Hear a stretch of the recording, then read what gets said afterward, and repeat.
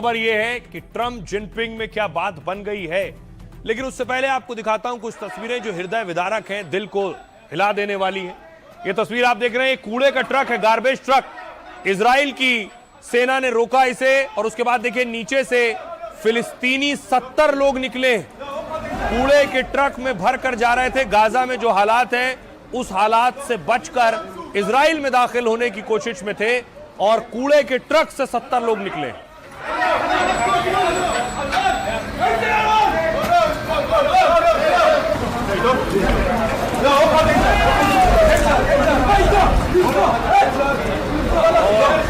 जैसे ही इस ट्रक को रोककर खोला गया तो एक एक कर लोग गिरने शुरू हुए और सामने 70 फिलिस्तीनी दिखाई दे रहे थे।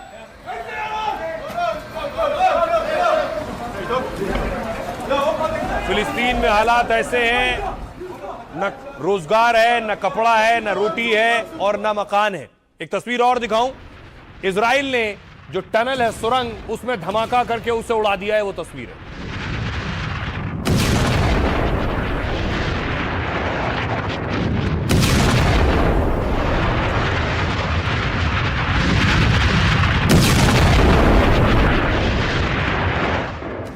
गाजा में हालात ये हैं कि अभी भी जानें जा रही हैं, अभी भी लाशें उठ रही हैं। ये तस्वीर आप देख रहे हैं, गाजा के लोग किसी का जनाजा लेकर जा रहे हैं।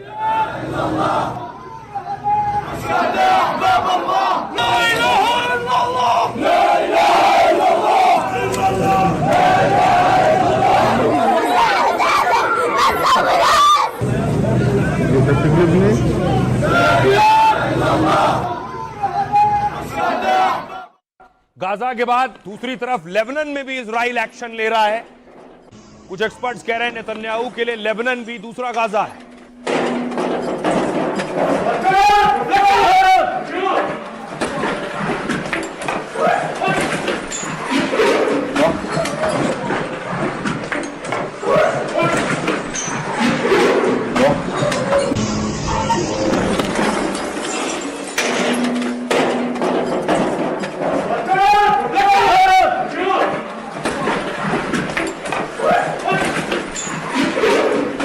और उसके बाद देखिए जरा, इजराइल ने अटैक करना शुरू किया।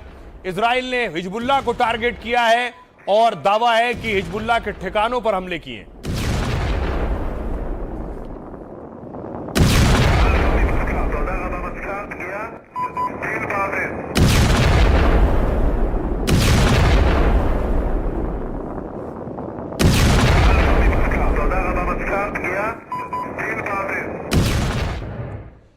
इजराइल का दावा है कि वो चुन चुन कर हिजबुल्लाह के लड़ाकों को मार रहा है।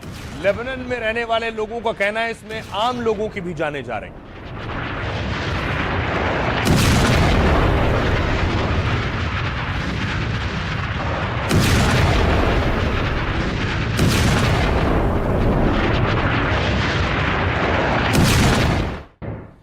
और इन धमाकों के बाद देखिए जरा, जब ये रिहायशी इलाकों में मिसाइलें गिरती हैं, रॉकेट गिरते हैं, तो उसके बाद का मंजर।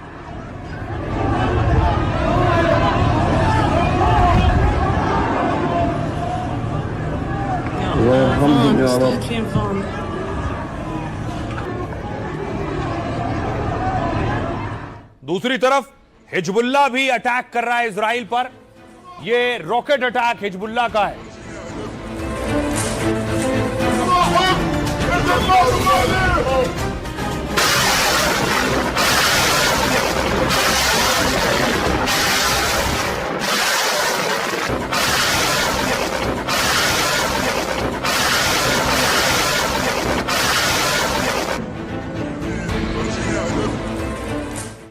सिर्फ रॉकेट नहीं, हिजबुल्लाह ने क्रूज मिसाइल भी दागी है। ये क्रूज मिसाइल का हमला है इजराइल पर।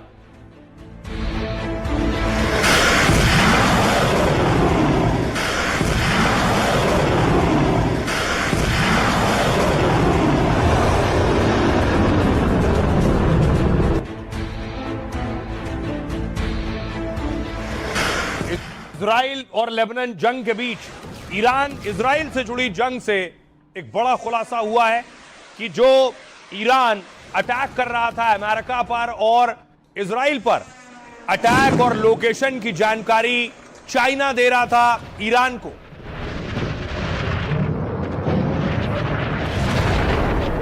यानी अमेरिकी ठिकानों के बारे में, कहां अमेरिका के सैन्य बेस है, कहां इजराइल का कौन सा महत्वपूर्ण ठिकाना है, ऐसा दावा किया गया कि यह जानकारी चीन की तरफ से दी जा रही थी। Satellite images. एक ये तस्वीर है, जिनपिंग मिले हैं रूस के विदेश मंत्री से, लावरोव से। लावरोव कल चीन पहुंचे थे। अब आपको बताऊं चीन का रोल इस जंग में क्या रहा है। जंग के दौरान ईरान ने अमेरिकी ठिकानों को निशाना बनाया। मिडिल ईस्ट में कई जगहों पर अमेरिकी ठिकाने तबाह कर दिए गए थे। अब रिपोर्ट में खुलासा हुआ है कि चीन ने ईरान की मदद की है। चीनी जासूसी सैटेलाइट से यूएस ठिकानों की जानकारी मिली। रिपोर्ट में दावा किया गया कि चीनी जासूसी सैटेलाइट का इस्तेमाल किया गया। इसके जरिए ही मिडिल ईस्ट में अमेरिकी सैन्य ठिकानों को टारगेट किया गया। ईरान ने 2024 में चीन से TE-01B सैटेलाइट हासिल किया था और इसके जरिए ईरानी सैन्य अधिकारियों ने अमेरिकी ठिकानों की निगरानी की। मार्च में ड्रोन और मिसाइल हमलों से पहले और बाद में इन ठिकानों की तस्वीरें ली गई और इसमें सऊदी अरब का प्रिंस सुल्तान एयरबेस, जॉर्डन के सैन्य ठिकाने शामिल हैं। ट्रंप ने चीन को ईरान के हथियारों की सप्लाई पर चेतावनी दी। अगर चीन ईरान को सैन्य मदद देता है तो इसके गंभीर परिणाम होंगे। ट्रंप ने चीन पर 50% टैरिफ लगाने की वार्निंग दी। हालांकि चीन ने ईरान को सैन्य मदद से इनकार किया है। सुनिए जरा अमेरिकी उपराष्ट्रपति जेडी वेंस क्या कह रहे हैं। अभी वहाँ सीज फायर है। राष्ट्रपति ट्रंप एक बड़ी डील चाहते हैं। वो कोई छोटा समझौता करना नहीं चाहते, ऐसा समझौता जो अब तक नहीं हुआ। ट्रंप नहीं चाहते कि ईरान कभी भी परमाणु बम बना सके। पाकिस्तान में हुई बातचीत में प्रगति हुई, लेकिन गतिरोध जारी है। हम लगातार कोशिश कर रहे हैं क्योंकि इससे पूरी दुनिया को फायदा होने वाला है। तो आज समंदर में अमेरिकी हमले की एक तस्वीर सामने आई। अमेरिका ने एक ड्रग बोट पर अटैक किया और उसे तबाह कर दिया।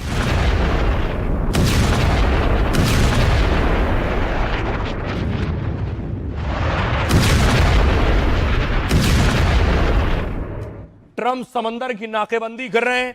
इस बीच देखिए ईरान की एम्बेसी ने ट्वीट किया है। आगे स्ट्रेट ऑफ हॉर्मूज है, एक बेबी ट्रंप है जिसमें लिखा हुआ है कि यह बच्चों का खेल नहीं है। हॉर्मूज की नाकेबंदी करना बच्चों का खेल नहीं है, यह कहा गया है इस तस्वीर के जरिए। ये साउथ अफ्रीका की ईरान एम्बेसी ने जारी की है। और इसी समंदर में, इसी हॉर्मूज में ट्रंप का एक बहुत खास और बहुत महंगा ड्रोन गिर गया है।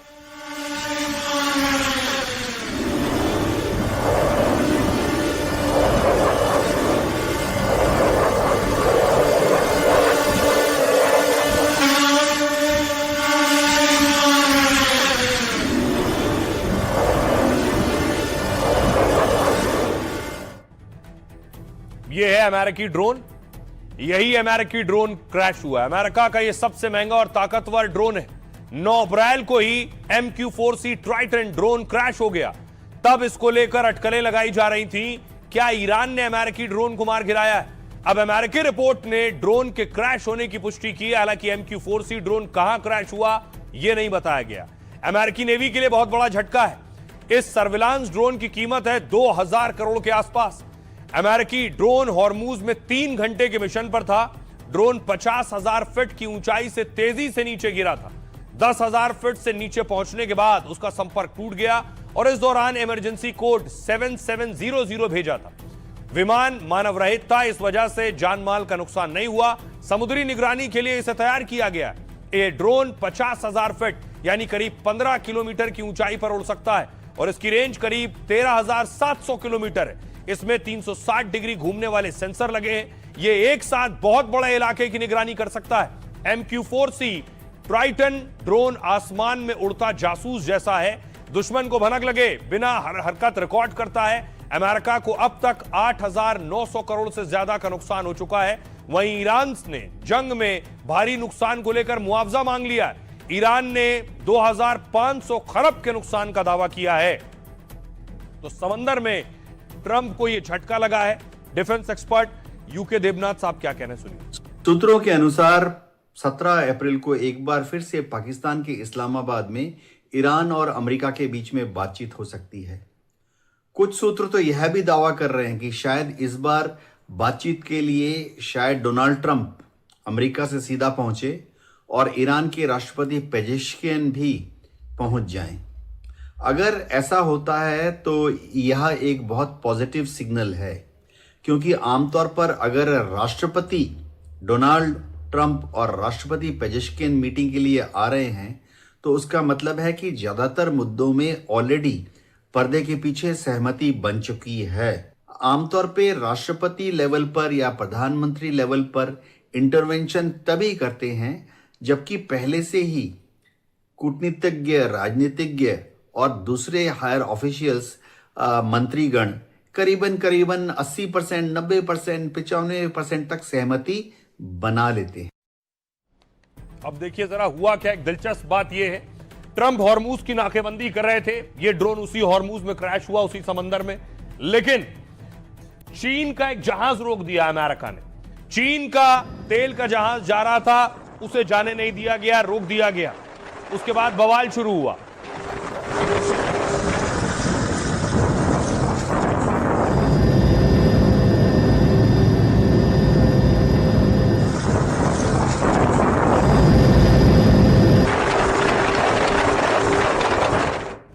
अब आपको दिखाऊं हुआ क्या। अमेरिका के वॉरशिप लगे, डिस्ट्रॉयर लगे, चीनी जहाज समंदर से गुजर रहा था। अमेरिका के वॉरशिप और डिस्ट्रॉयर ने चीन के तेल के जहाज को रोक दिया, जाने नहीं दिया। हॉर्मूज में चीन और अमेरिका के बीच टकराव की स्थिति बन गई। चीनी टैंकर अमेरिकी नाकेबंदी तोड़ने में नाकाम हो गए। दरअसल यूएई से चीनी टैंकर मेथनॉल लेकर जा रहा था। वहां से इसने करीब 2.5 लाख बैरल मेथनॉल लोड किया।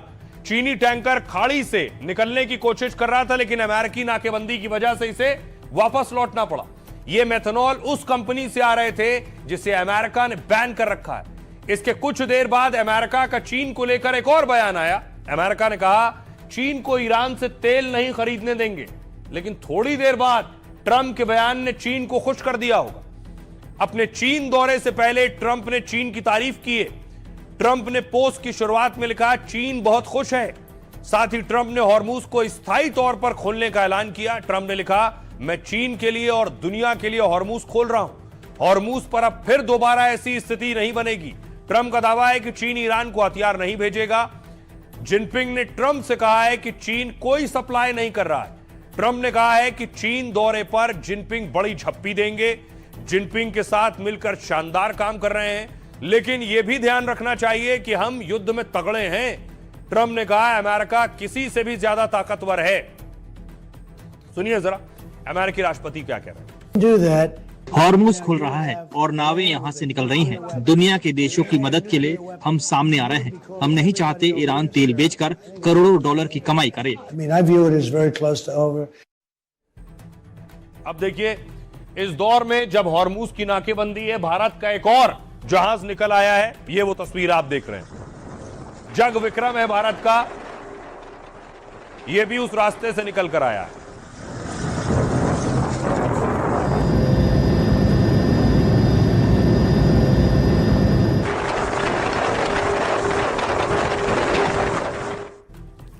तो भारतीय झंडे वाला एलपीजी टैंकर जग विक्रम हॉर्मूज पार करके पहुंचा है। यह जहाज कांडला पोर्ट पहुंचा है और इसमें 20,000 मीट्रिक टन एलपीजी लदी थी। जग विक्रम ऐसे वक्त में भारत पहुंचा है जब हॉर्मूज में नाकेबंदी है। जग विक्रम जहाज 11 अप्रैल को स्ट्रेट ऑफ हॉर्मूज पार कर चुका था। सीजफायर के बाद इस रास्ते से गुजरने वाला यह पहला भारतीय जहाज है। जग विक्रम एक मध्यम आकार का जहाज है। कुल क्षमता इसकी 26,000 टन है। जग विक्रम में आई गैस से करीब 14 लाख सिलेंडर की आपूर्ति होगी। इससे सप्लाई चेन बनी रहेगी और गैस किल्लत की आशंका खत्म होगी। अभी तक कुल 9 भारतीय जहाज फारस की खाड़ी से गुजर चुके हैं। वहीं 15 भारतीय झंडे वाले जहाज अभी हॉर्मूज इलाके में फंसे हैं। सरकार की ओर से इन्हें निकालने की कोशिशें लगातार जारी हैं। फिलहाल इस क्षेत्र में मौजूद सभी भारतीय नाविक बिल्कुल सुरक्षित हैं। पिछले 24 घंटे में किसी भारतीय जहाज से जुड़ी कोई घटना सामने नहीं आई है।